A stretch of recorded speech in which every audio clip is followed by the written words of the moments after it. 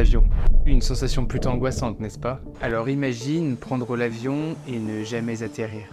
Le 2 juillet 1955, le vol commercial 914 décolle de New York pour atterrir à Miami. Un simple vol de routine avec à son bord 57 passagers et 5 membres d'équipage. Tout passe bien pendant les premières heures du vol, mais lorsque l'avion arrive au-dessus de Miami, les contrôleurs aériens remarquent quelque chose d'étrange. Le vol 914 disparaît mystérieusement de tous les radars sans donner le moindre signe de vie, la radio du pilote n'émet plus aucun son et l'avion est introuvable, avant d'atterrir près de 37 ans plus tard.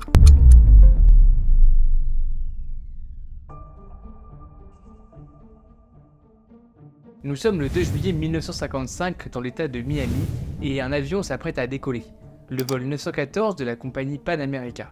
Dans les faits, un simple vol de routine censé relier deux villes très connues aux États-Unis. Ce genre de vol, il y en a beaucoup qui sont réalisés tous les jours sans le moindre souci. Et en ce jour du 2 juillet 1955, le ciel est dégagé, le vol décolle et tout se passe pour le mieux, mais en arrivant à quelques kilomètres de la piste d'atterrissage, l'avion disparaît complètement des radars et ne donne plus aucun signe de vie. La tour de contrôle tente de contacter l'avion par tous les moyens, malheureusement aucune réponse, et l'avion semble avoir totalement disparu. Dans ce genre de cas, c'est courant, une enquête va être ouverte afin de comprendre et de déterminer quelles sont les causes de cette disparition. Dans le plan de vol qui était prévu initialement, en partant de New York, l'avion devait normalement survoler l'océan Atlantique. La seule explication probable était donc que l'avion s'était crashé dans l'eau et que sa disparition avait pu être causée par une défaillance matérielle ou même humaine. Évidemment, pendant plusieurs semaines, des équipes de sauvetage vont partir à la recherche des débris de l'avion, mais sans succès puisqu'aucun débris ne sera retrouvé nulle part. Les autorités vont donc émettre deux conclusions. Soit l'avion s'est crashé dans l'océan sans que l'on puisse retrouver ses débris, soit il a disparu mystérieusement pendant son vol.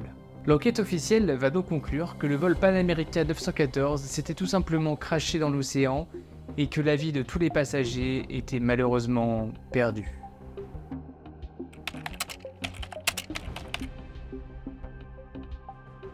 Faisons un bond dans le futur, nous sommes désormais le 9 septembre 1992 à Caracas, à 5000 km de Miami.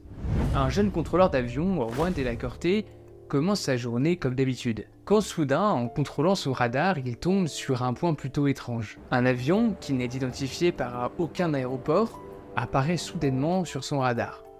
Juan prévient donc immédiatement ses collègues, qui ne savent pas quoi faire non plus. La situation est vraiment bizarre, ils n'ont jamais eu affaire à ce genre de cas. Et quelques minutes plus tard, l'avion apparaît à travers les nuages. Et loin des avions modernes de l'époque, l'avion qui arrive est un avion qui date de plusieurs dizaines d'années.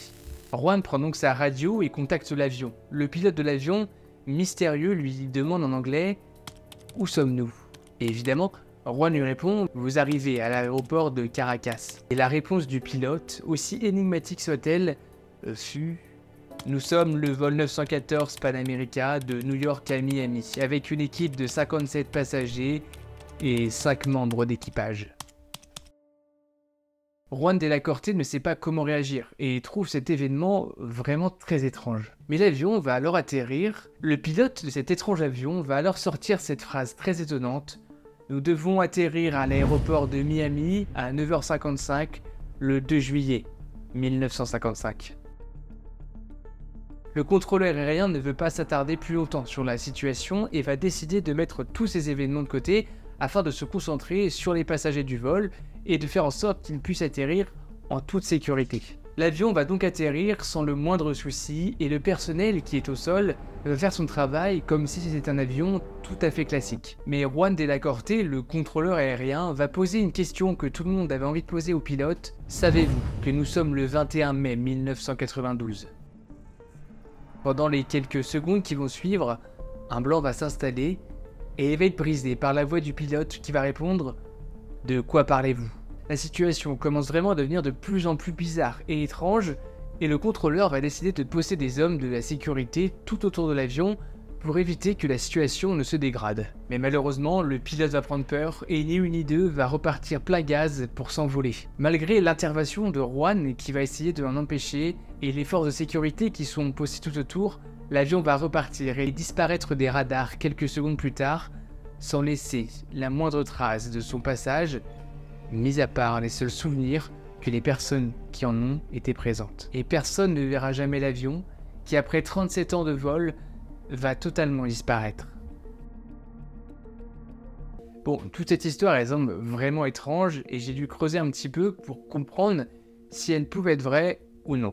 Et la théorie la plus probable et terre à terre sur ce sujet, la voici. En fait, en 1985, donc 7 ans avant la supposée réapparition de l'avion, le journal Wiki World News, un magazine tabloïd américain humoristique, qui est très connu pour ses nouvelles imaginaires et volontairement absurdes, va parler de cette affaire. C'est d'ailleurs la première trace que l'on a de cette affaire, et cette histoire aura été créée de toutes pièces par ce journal humoristique finalement. Pendant les années qui vont suivre, le journal va sortir plusieurs versions de cette affaire, 5 en tout, et à chaque fois en donnant de plus en plus de détails, mais avec des incohérences par rapport à l'histoire originale. Par exemple, la photo de Juan de la Corte, le supposé contrôleur aérien qui aurait vécu la situation, n'est pas la même dans l'article datant de 1985, donc la première version, que celui datant de 1992, la dernière version de cette affaire. Il s'agirait en fait tout simplement d'un canular créé de toutes pièces par un magazine humoristique. Ce qui est incroyable, c'est que l'histoire va vraiment se répandre au point même que des versions alternatives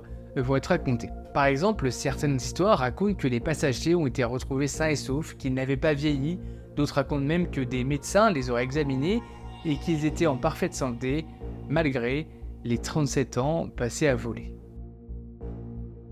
L'histoire du vol 914 est sûrement une légende créée de toutes pièces par un journal humoristique, même si elle n'a jamais vraiment été vérifiée. Elle reste dans l'inconscient de beaucoup de gens, une histoire inquiétante et étrange à raconter en soirée ou lors d'une anecdote. Merci d'avoir suivi la vidéo jusqu'au bout, elle était assez courte comme d'habitude.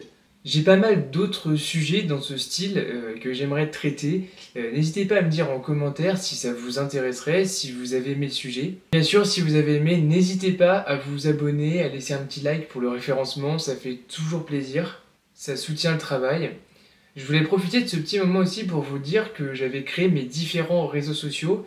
Normalement, ils vont s'afficher à l'écran et je vais les mettre en description pour que vous les ayez mieux. Vous êtes de plus en plus nombreux à me suivre et merci pour ça, ça me motive à faire d'autres vidéos, à en faire toujours plus. Et si jamais vous avez des idées de sujets, de vidéos dont vous voulez que je traite, n'hésitez pas à me les envoyer par mail. Mon adresse mail est en description avec mes différents réseaux sociaux. Suite à ma dernière vidéo, j'ai déjà reçu quelques histoires d'abonnés que je vais essayer de traiter dans les prochaines vidéos. Si ça vous intéresse de donner votre histoire, n'hésitez pas à me l'envoyer. En tout cas, portez-vous bien, je vous dis à bientôt pour une nouvelle vidéo, et surtout, n'oubliez jamais d'apprendre.